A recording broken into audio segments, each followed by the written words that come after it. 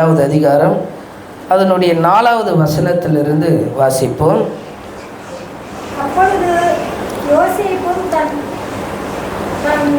தாவீதின் வம்சத்தானும் குடும்பத்தானுமாயிருந்தபடினாலே தனக்கு மனைவியாகிய நியாயமிக்கப்பட்டு கர்ப்பவதியான மரியாளுடனே குடிமதிப்பு எழுதப்படும்படி கலிலேயா நாட்டிலுள்ள நாசரேத் ஊரிலிருந்து யூதேயா நாட்டிலுள்ள பெத்லெகேம் என்னும் தாவீதின் ஊருக்கு போனான். போதும். ஆண்டவராகிய இயேசு கிறிஸ்து பிறப்பதற்கு முன்பாக கர்த்தர் ஒரு இடத்தை முதலாவது குறிக்கிறார். ஆண்டவர் எங்கே பிறக்க வேண்டும், இந்த உலகத்தினுடைய பாவங்களை சுமந்து தீர்க்கிற இந்த தெய்வம், இந்த இயேசு கிறிஸ்து எந்த இடத்துல பிறக்க வேண்டும் என்பதை முதலாவது ஆண்டவர் என்ன செய்கிறார்? கர்த்தராகிய தேவன் முன்குறித்திருக்கிறார். அவர் இந்த ஊரில் தான் பிறக்க வேண்டும் என்று சொல்லி சந்தர்ப்ப சூழ்நிலை அவர்களை குடிமதிப்பு எழுதும்படி கொண்டு போகிறது. நம்மளும் அப்படி தான் இந்த நாட்களிலே எழுதி கொண்டு இருக்கிறோம். வாக்காளர் அட்டைகளிலே இன்றைக்கி என்ன செய்கிறாங்க? அந்த பெயர்களை மாற்றுகிறாங்க. அநேக பெயர்களை நீக்கி இருக்கிறாங்க, அநேக பெயர்களை சேர்க்கிறாங்க.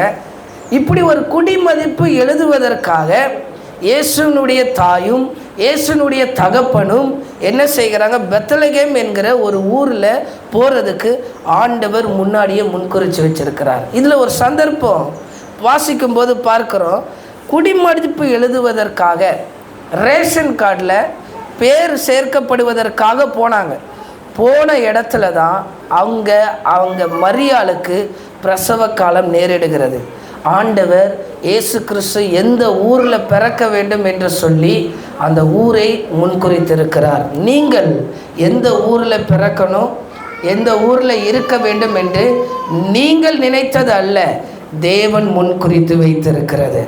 ஆண்டவர் உங்களை குறித்து முன்குறித்து வைத்திருக்கிறது. அவர் எல்லாவற்றையும் திட்டமாய் பண்ணுகிறவர் நம் தேவன், அலங்கோலமாய் பண்ணுகிறவர் அல்ல.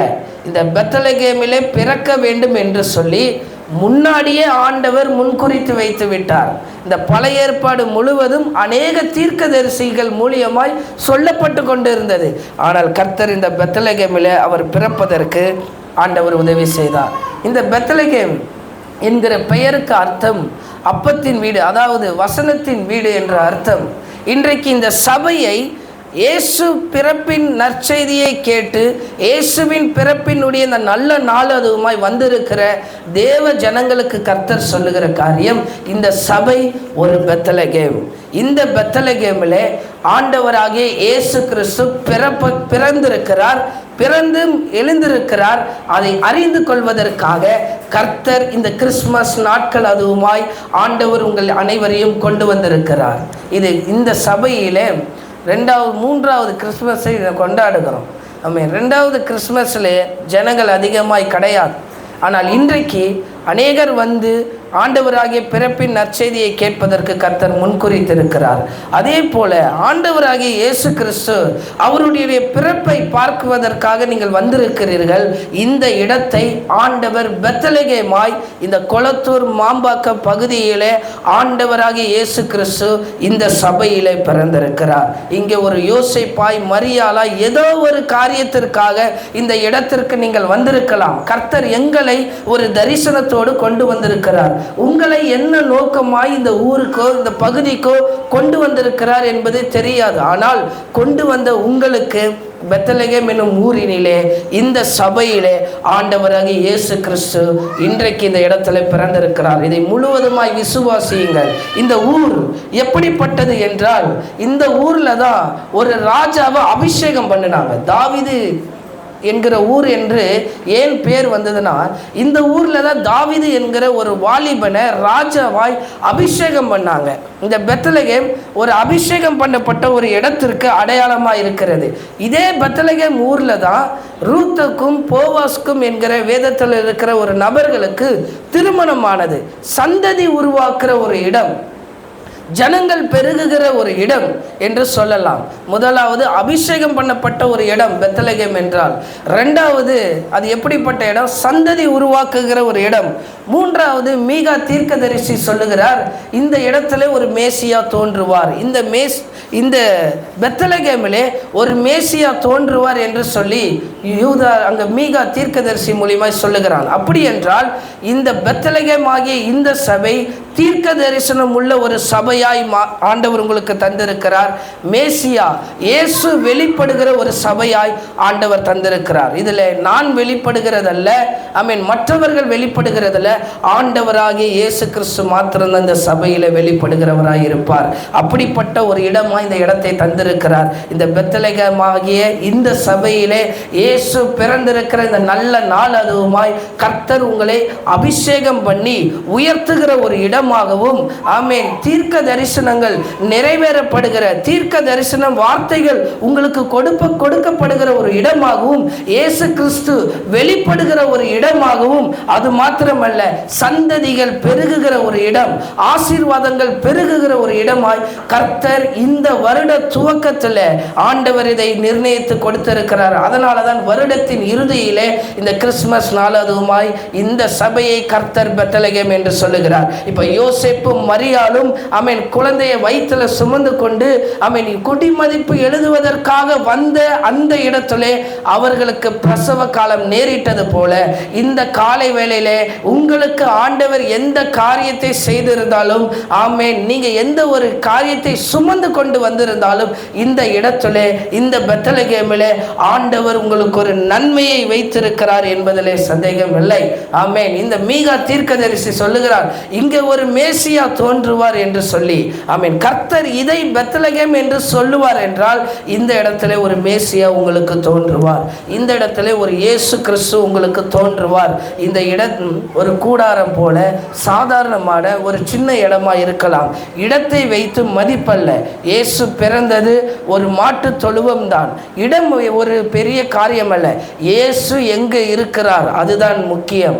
இயேசு எந்த இடத்துல வாசம் பண்ணுகிறார் அதுதான் முக்கியம். ஆமென். இடம் ஒருபோது முக்கியம் அல்ல. இன்றைக்கு வந்திருக்கிற ஜனங்களே, கர்த்தர் உங்களுக்கு சொல்லுகிற காரியம், நான் இந்த இடத்துல வாசம் பண்ணுகிறேன், நான் மேசியாவாய் உங்களுக்கு வெளிப்படுகிறேன், நான் என்ன செய்கிறேன், தீர்க்கதரிசியாய் இந்த இடத்துல நான் உங்களுக்கு வெளிப்படுவேன் என்று கர்த்தர் சொல்லுகிறார்.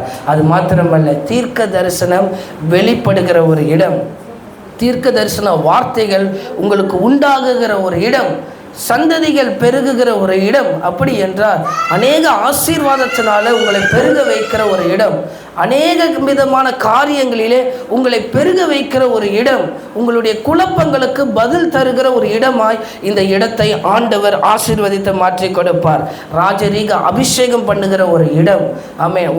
ஒரு ஆடு மேய்க்கிற ஒரு வாலிபனை ஆண்டவர் உயர்த்தி ராஜாவாய் அபிஷேகம் பண்ண முடியும் என்றால் இந்த சின்ன சபையிலே வந்திருக்கிற உங்களையும் ஆண்டவர் அபிஷேகம் பண்ணி உங்களை ஆண்டவர் உயர்த்தக்கூடும். இதுதான் தேவனுடைய அன்பாய் நாம் பார்க்கிறோம். ஆமென்.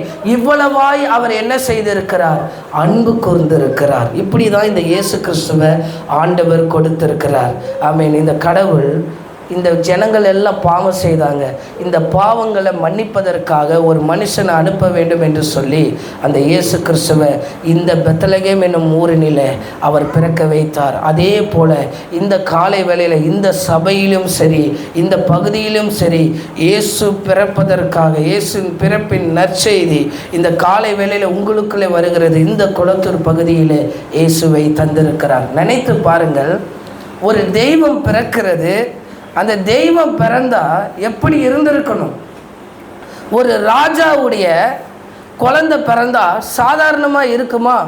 அவன் ஊரையே கூப்பிட்டு, மேளத்தை கூப்பிட்டு, எல்லா ஊருக்கே விருந்தளிச்சு, எனக்கு ஒரு ஆண் பிள்ளையை பிறந்திருக்கிறது, எல்லாரும் வாங்க, எல்லாரும் என்ன செய்யுங்க, வாங்கன்னு சொல்லி மொத்த ஜனங்களையும் கூப்பிட்டு அவன் பெரிய விருந்து வைக்கிறத பார்க்க முடியும். ஆனால் கர்த்தராகிய இயேசு கிறிஸ்து, இந்த உலகத்தின் இரட்சகர், சாதாரணமாய் தான் பிறந்தார்.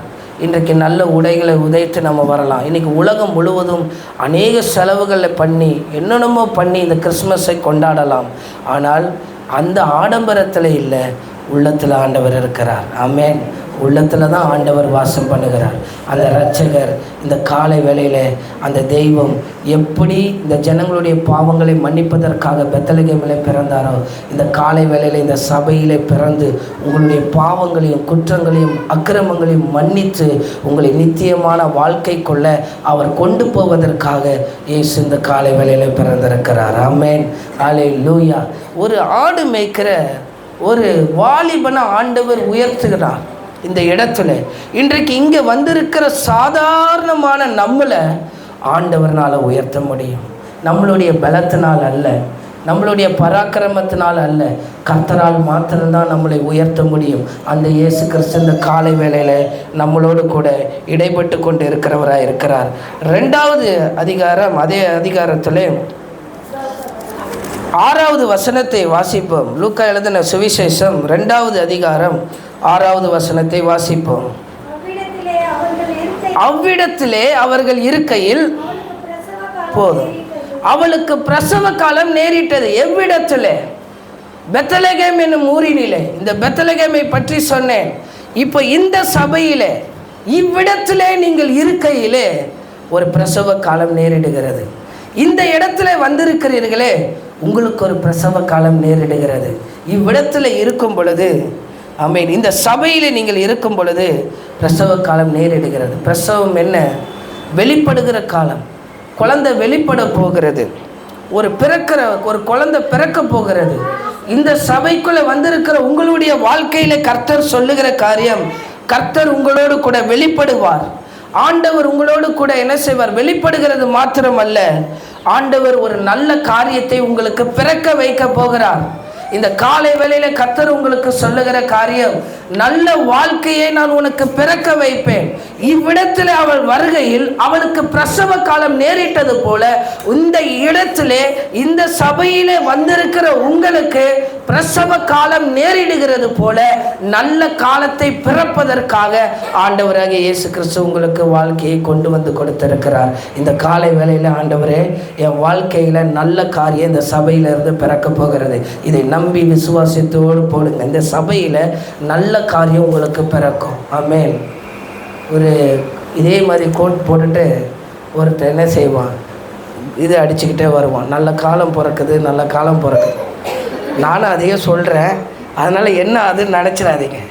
நான் கர்த்தருடைய வார்த்தையை சொல்கிறேன். கையில் அதுதான் இல்லை. என்ன, அவனை இது இப்படி தான் போட்டுட்டு வரான், நானும் இப்படி தான் போட்டுட்ருக்கிறேன். அதனால் நல்ல காலம் பிறக்குது. மரியாளுக்கு பிள்ளை பிறக்க வேண்டிய சூழ்நிலை, அந்த இடத்துல காலம் பிறந்தது அவளுக்கு. இயேசு அங்கே தான் பிறக்கணும்னு கர்த்தர் வச்சிருக்கிறார். மாட்டு தொழுவத்தில் தான் பிறக்கணும்னா மாட்டு தொழுவத்தில் தான் ஆண்டவர் பிறக்க வைக்கிறார். ஆமென். நல்ல வசதியான குடும்பம் தான் யோசேப்பும் மரியாளும். ஆனால் பிறப்பு ஒரு பெரிய ஹாஸ்பிட்டலில் பிறக்கலை. இயேசு ஒரு பெரிய ராஜா அந்த இடத்துல பிறக்கலை, சாதாரண மாட்டு தொழுவத்தில் அவர் பிறந்தார். இந்த காலை வேளையில் அதே போல் இந்த சபையில் உங்களுக்கு ஆண்டவர் நல்ல காலத்தை பிறக்க ஆண்டவர் உதவி செய்வார். அந்த காலம் நேரிட்டது. வசனம் சொல்லுகிறது, அவளுக்கு பிரசவ காலம் நேரிட்டது. அதே போல் உங்களுக்கு நல்ல காலம், வெளிப்படுகிற காலம் இந்த சபையில் இருந்து நேரிடுகிறது என்று கர்த்தர் சொல்லுகிறார். 7வது வசனத்தை வாசிப்போம். அவள் தன் முதற் பேரான குமாரனை பெற்று சத்திரத்திலே அவர்களுக்கு இடமில்லாமல் இருந்தபடியினால் பிள்ளையை துணிகையிலே சுற்றி முன்னணியிலே கிடத்தினாள். இடமில்லாத ஒரு சூழ்நிலை. ஒரு குழந்தை பிறந்திருக்கிறது. மாட்டு தொழுவத்திலே சாணியினுடைய நாற்றம் உள்ளே இருக்க முடியல. ஆனால் கர்த்தர் அந்த இடத்தை தான் வைத்திருக்கிறார்.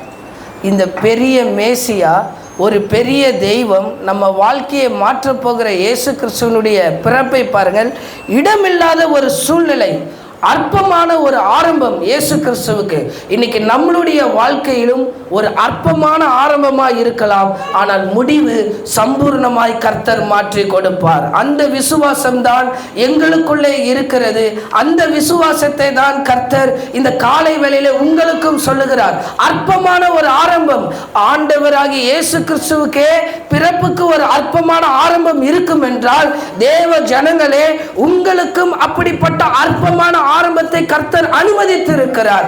அந்த அற்பமான ஆரம்பம் முடிவு சம்பூர்ணமாய் முடிக்க செய்கிற கர்த்தர் பெத்லகேமாகிய இந்த சபையிலே இந்த தேவன் இந்த காலை வேளையிலே உங்களுக்குள்ளே பிறந்திருக்கிறார். ஆமென்.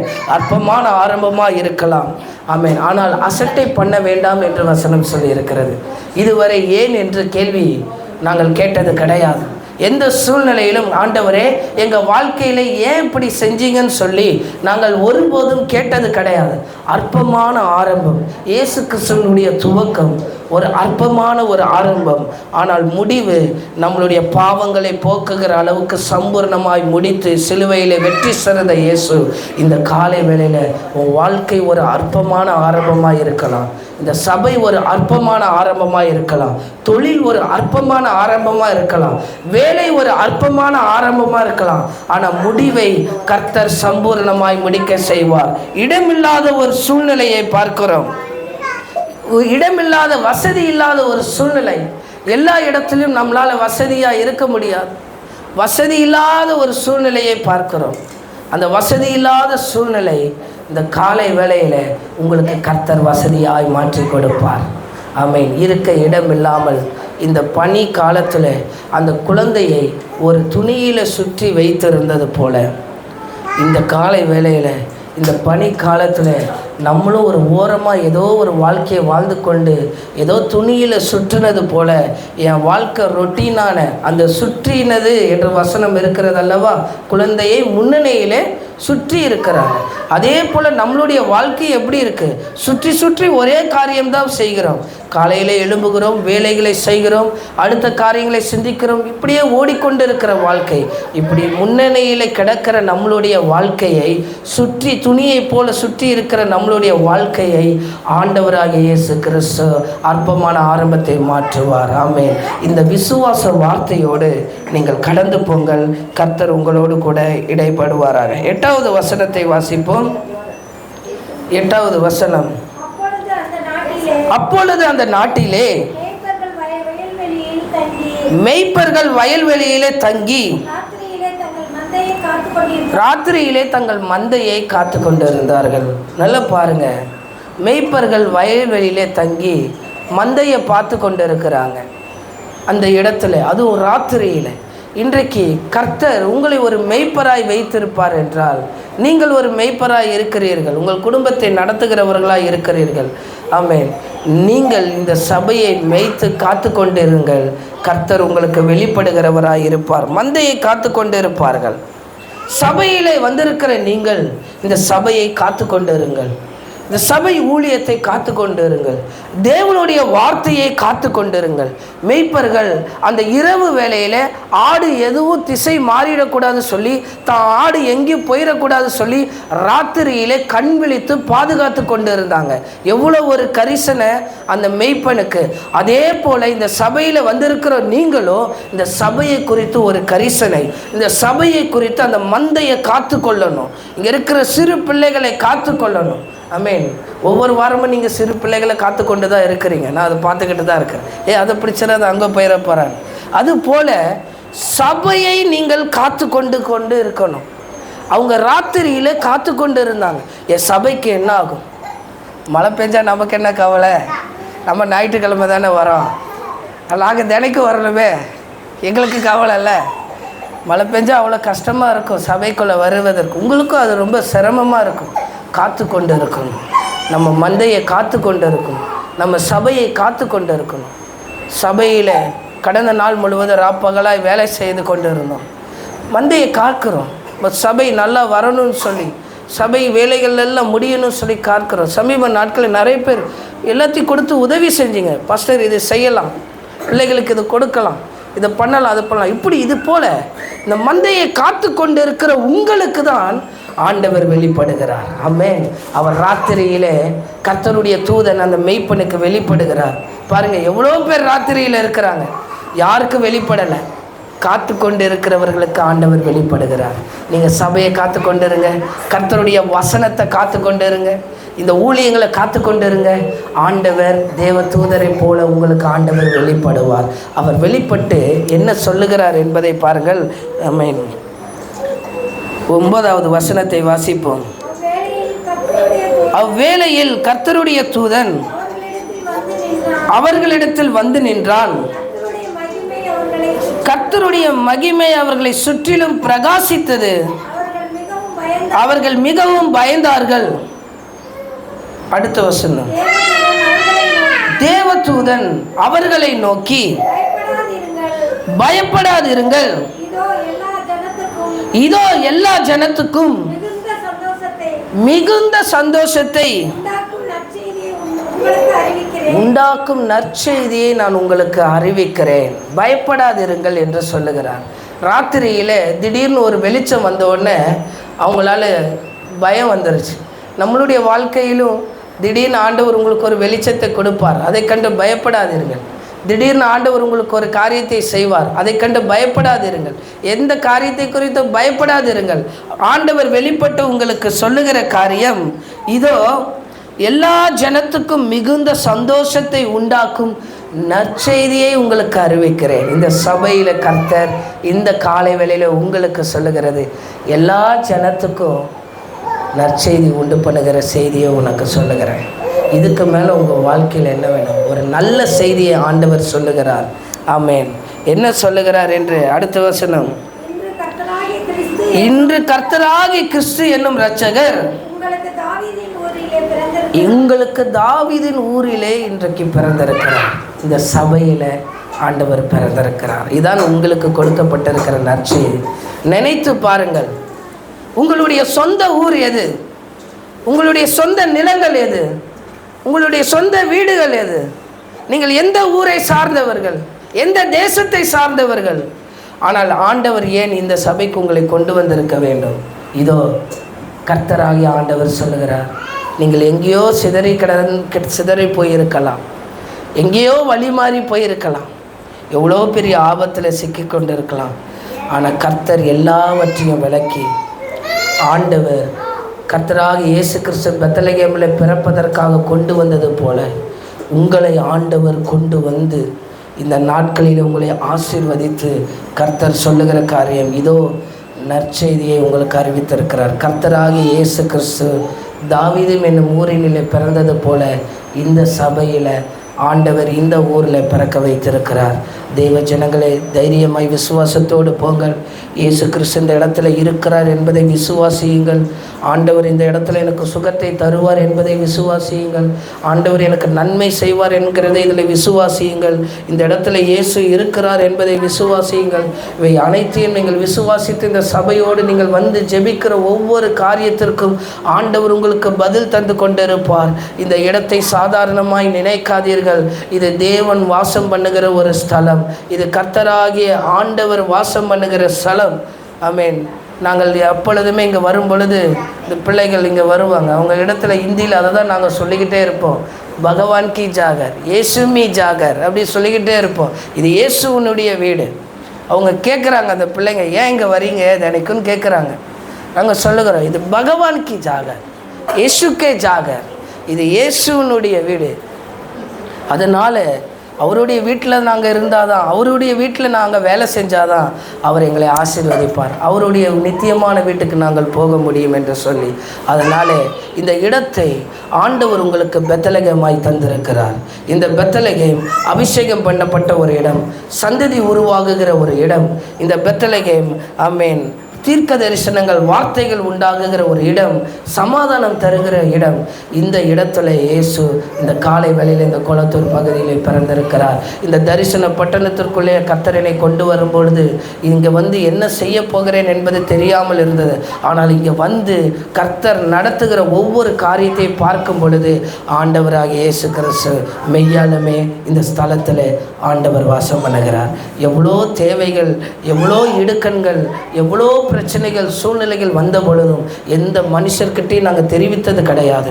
ஆண்டவரிடத்தில் வந்து இந்த ஸ்தலத்தில் ஜெபிக்கும் போது இயேசு அந்த ஜெபத்தை எல்லாம் கேட்டார். இன்றைக்கு இந்த காலை வேளையில் உங்களோடு கூட ஆண்டவர் சொல்லுகிற காரியம் அதுதான். இது பெத்லகேம். இந்த பெத்லகேமில் ஆண்டவராக இயேசு கிறிஸ்து பிறந்திருக்கிறார். எதற்காக என்றால் உங்களுடைய வாழ்க்கையை மாற்றுவதற்காக. ஆமென். இந்த சபையிலே பிரசவ காலம் மரியாளுக்கு நேரிட்டது போல உங்களுக்கு உண்டான எல்லா காரியம் இந்த இடத்துல பிறக்கும். இதுதான் உங்களுக்கு பிறக்கப்படுகிற ஒரு இடம். உங்கள் பிஸ்னஸ் பிறக்கப்படுகிற ஒரு இடம், உங்கள் ஏற்ற துணை பிறக்கப்படுகிற ஒரு இடம், உங்கள் வாழ்க்கை பிறக்கப்படுகிற ஒரு இடம், நம்மை பரிசுத்தமுள்ள வாழ்க்கையை தேர்ந்தெடுக்கப்படுகிற ஒரு இடம். அப்படிப்பட்ட வாழ்க்கை உங்களுக்கு பிறக்கத்தக்கதாய் ஆண்டவர் உங்களுக்கு செய்வார். எது உங்கள் வாழ்க்கையில் பிறக்க வேண்டும்? நல்ல பரிசுத்தம் பிறக்க வேண்டும், நல்ல காரியங்கள் பிறக்க வேண்டும், தீர்க்க தரிசனங்கள் பிறக்க வேண்டும். இது எல்லாம் இந்த இடத்துல ஆண்டவர் உங்களுக்கு பிறக்க செய்வார். நன்மையானதை செய்வதற்காக ஆண்டவர் உதவி செய்வார். இடமில்லாத சூழ்நிலை, அற்பமான சூழ்நிலையில் இயேசு பிறந்தது போல இன்றைக்கு இங்கே நம்மளுக்கு அநேகமான வசதிகள் இல்லாமல் இருக்கலாம். ஆனால் அதை கண்டெல்லாம் நாம் கலங்க வேண்டாம். இடமில்லாத சூழ்நிலையும் அற்பமான சூழ்நிலையை முடிவை இயேசு கிறிஸ்து சம்பூர்ணமாய் மாற்றினது போல இந்த காலை வேளையில் நம்மளையும் சம்பூர்ணமாய் மாற்றுவார். ஆமென். இதை ஒருபோதும் மறந்து விடாதீர்கள். மந்தையை காத்து கொண்டிருங்கள், சபையை காத்து கொண்டிருங்கள், வசனத்தை காத்து கொண்டிருங்கள். தேவன் உங்கள் வாழ்க்கையில் வெளிச்சமாவார். நற்செய்தியை உங்களுக்கு அறிவிப்பார், சந்தோஷமான செய்தியை உங்களுக்கு அறிவிப்பார். சபையாய் நீங்கள் இருக்கும் பொழுது அவர் இந்த ஊரிலே பிறந்த இயேசு கிறிஸ்துவாய் காணப்படுவார். இப்போ நீங்கள் சொல்லணும், இயேசு கிறிஸ்து எந்த ஊரில் பிறந்தார்? பெத்லகேமில் இல்லை, நம்ம சபையிலன்னு சொல்லணும். தைரியமாக உங்களால் சொல்ல முடியுமா? போயிட்டு சொல்லணும், இயேசு எங்கே பிறந்தார் கேட்டால் என்ன கௌதம், இயேசு எங்கே பிறந்தார் சொன்ன, எங்கே சொல்லணும்? இங்கே பிறந்தார் சொல்லு. கொளத்தூரில் எங்கள் வீட்டு பக்கத்தில் இருக்கிற சபையில் ஆண்டவர் இயேசு கிறிஸ்து பிறந்தார்னு சொல்லணும். ஆமென். இயேசு எங்கே பிறந்தார்? ஃபாரினில் பிறந்தார், இஸ்ரேலில் பிறந்தார், எருசலேமில் பிறந்தார். அவர் பிறந்த இடத்துக்கு போகிறேன், அதுக்கு 2 லட்சம் செலவு பண்ணுறேன், 4 லட்சம் செலவு பண்ணுறேன், போயிட்டு இயேசுனுடைய கால் மண்ணை வாங்கிட்டு வரேன். அதெல்லாம் வேண்டாம். நீ அவ்வளோ தூரம் 2 லட்சம் 4 லட்சம் செலவு பண்ணி இஸ்ரேலுக்கெல்லாம் போனேன். இயேசு நான் வாக்கிங் டிஸ்டர்பன்ஸில் கௌதமுக்கெல்லாம் கொடுத்துருக்கிறார். நீ ஸ்கூலுக்கு போயிட்டு வரும்போது கூட இங்கே வந்து ஜெபம் பண்ணலாம். ஆண்டவர் நல்ல இடத்தை தந்திருக்கிறார். இயேசு கிறிஸ்து இந்த இடத்துல பிறந்திருக்கிறார் நன்மை செய்வதற்காக, நல்ல காரியங்களை உண்டாக்குவதற்காக. துவண்டு போவாதீங்க. ஆண்டவர் இந்த வசனத்தை எடுக்கும்போது அதை சொன்னார், இது ஒரு பெத்லகேமாய் நான் மாற்றுவேன். பெத்லகேம் என்றால் அபிஷேகம் பண்ணப்படுகிற ஒரு இடம், உங்கள் வாழ்க்கையை உயர்த்தப்படுகிற ஒரு இடம். இதை ஒரு பெத்லகேமாய் மாற்றுவேன். சந்ததி உருவாகுகிற ஒரு இடம், சபை ஜனங்கள் உருவாகுகிற ஒரு இடம், பிள்ளைகள் வளருகிறாங்க, சந்ததிகள் பெருகும் இந்த இடத்துல. அப்படிப்பட்ட இடம், தீர்க்க தரிசனம் உண்டாகுகிற ஒரு இடம். ஆமென். மேசியா காணப்படுகிற ஒரு இடம் இந்த பெத்லகேம். அப்படி இந்த பெத்லகேமாய் இதை மாற்றுவேன். ஜனங்களுக்கு இதை சொல்லு என்று சொன்னார். நான் தைரியமாய் அதனாலே தான் சொன்னேன். கர்த்தருடைய நாமம் மகிமைப்படட்டும். நம் கண்களை மூடி ஜெபம் பண்ணுவோம். ஆண்டவர் இடத்துல, ஆண்டவரே இந்த ஊரில் எனக்காக பிறந்திருக்கிறீங்க, கொளத்தூரில் எனக்கு இயேசு பிறந்திருக்கிறீங்க. இன்றைக்கி அப்படி தான் நம்ம சொல்லணும், கொளத்தூரில் இயேசு பிறந்துட்டார்.